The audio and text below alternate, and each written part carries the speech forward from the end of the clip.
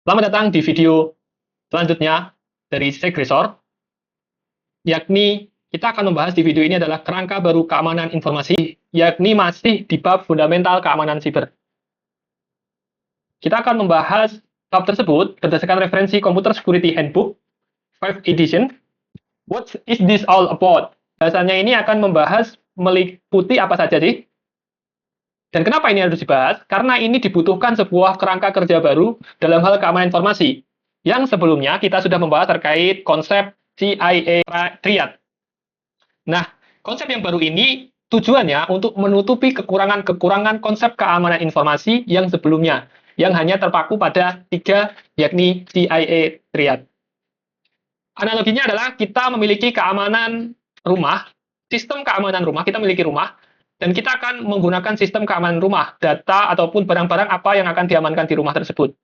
Nah, di rumah tersebut memang memiliki sistem keamanan, seperti misalnya kita analogikan confidentiality, yakni mengunci rumah tersebut. Tapi, ternyata rumah tersebut memiliki memang sudah kita kunci di awal, tapi memiliki problem lain, yakni misalnya airnya tercemar, ini tidak bisa dipakai. Jadi, ketika air suatu rumah itu tercemar, maka tidak bisa dipakai. Selanjutnya, ada orang yang mengaku sebagai pemilik rumah, maka itu melanggar konsep authenticity karena dia mengaku seolah-olah adalah pemilik rumah yang asli.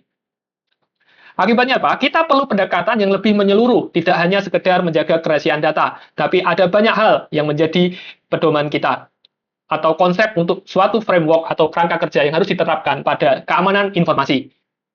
Nah, di buku tersebut, Don B. Parker ini mengusulkan kerangka baru yang mencakup 6 elemen penting dalam keamanan informasi. Jadi ini 6 elemen penting ini lebih luas daripada model CIA atau confidentiality, integrity, dan availability.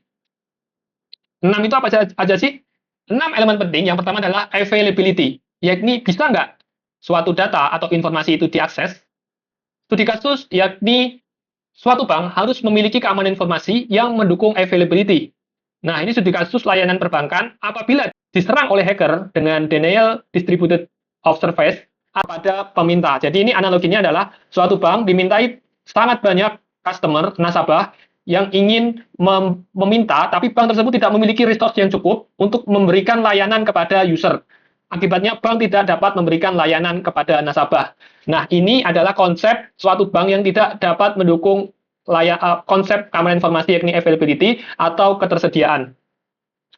Selanjutnya, elemen yang kedua adalah utility. Masih bisa digunakan-kah? Jadi keamanan informasi harus mendukung utility, masih bisa digunakan. Nah, studi kasus ini juga terjadi ketika suatu organisasi ataupun suatu informasi tidak bisa diakses. Walaupun datanya ada, ya kan? Tapi tidak bisa digunakan untuk apa? Studi kasusnya adalah suatu komputer yang memiliki data sangat penting, tapi terkena serangan ransomware. Akibatnya apa? Data semuanya terkunci. Ya memang datanya ada, tapi ransomware tersebut mengunci semua data sehingga data tersebut tidak dapat digunakan atau informasi tersebut tidak dapat dikonsumsi atau digunakan. Konsep selanjutnya adalah integrity. Integrity ini apakah suatu data tersebut sudah diubah, dimodifikasi yang sebenarnya, atau tanpa otorisasi ataupun oleh orang-orang yang berhak, atau tanpa persetujuan yang sah? Nah, ini studi kasus. Misalnya suatu rekam data rekam medik, yang data tersebut krusial dan spesifik pada orang-orang tertentu.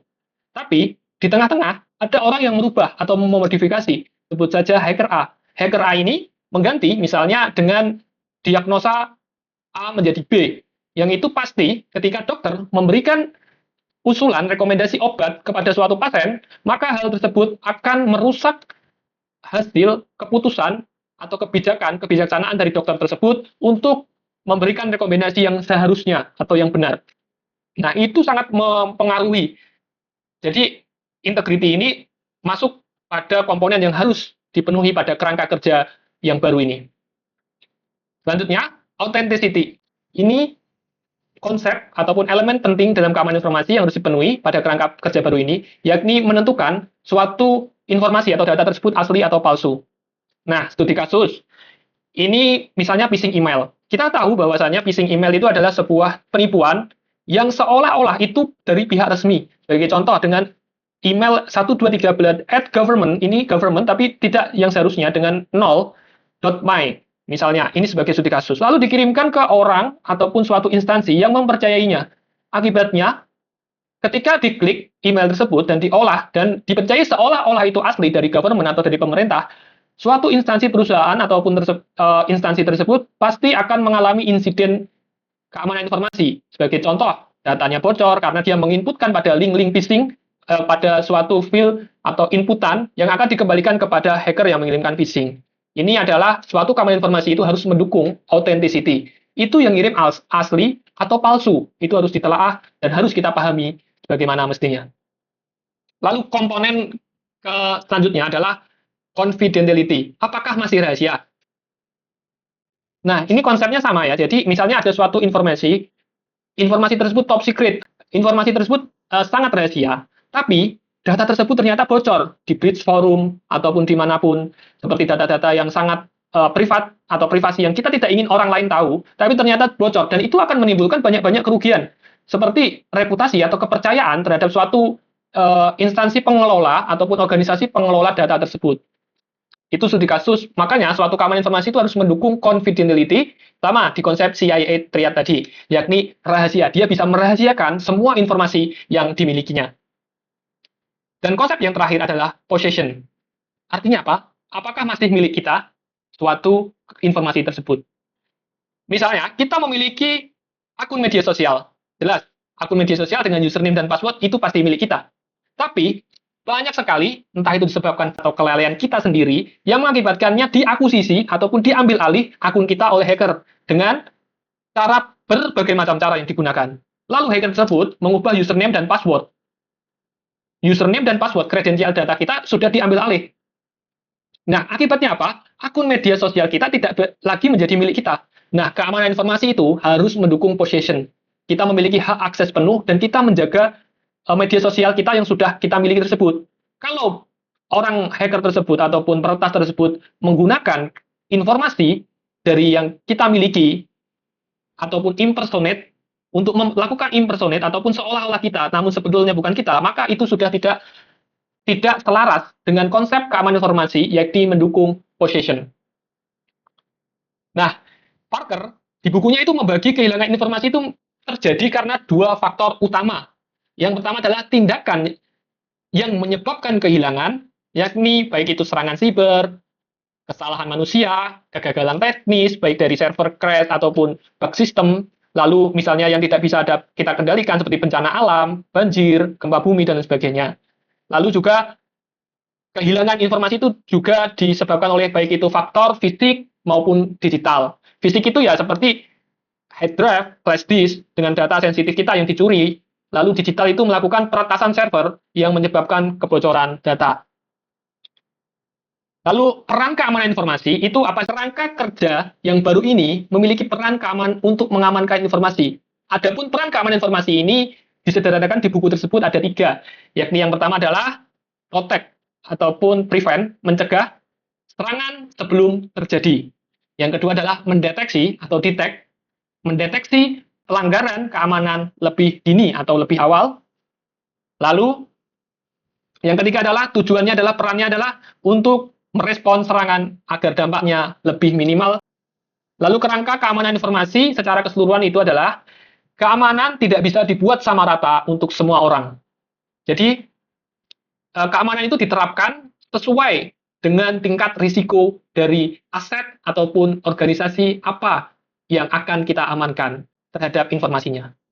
Nah, terus 6 elemen keamanan ini memberikan perlindungan lebih komprehensif dibanding CIA. Kita tadi sudah menjelaskan kalau ada konsep possession, utility. Possession itu maksudnya apa? Kita benar-benar harus dijamin kalau kita memiliki suatu data atau informasi tersebut secara penuh, absolut. Nah, utility, walaupun availability, datanya itu ada, ketersediaannya ada, tapi kalau tidak bisa digunakan, untuk apa? Contohnya, tadi datanya ada, terkena ransomware, datanya ke-lock, kekunci, kita tidak bisa menggunakan, walaupun secara fisik datanya ada.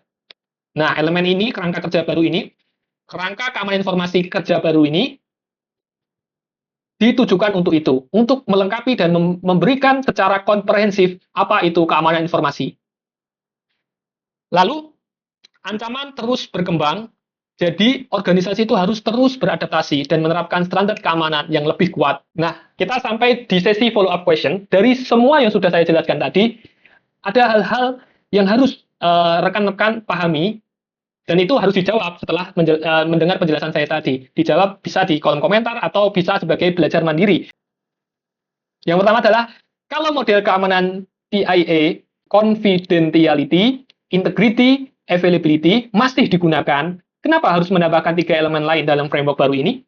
Pasti jawabannya sudah saya jelaskan tadi. Yang kedua, bagaimana cara menerapkan framework ini dalam kehidupan sehari-hari untuk melindungi data pribadi kita?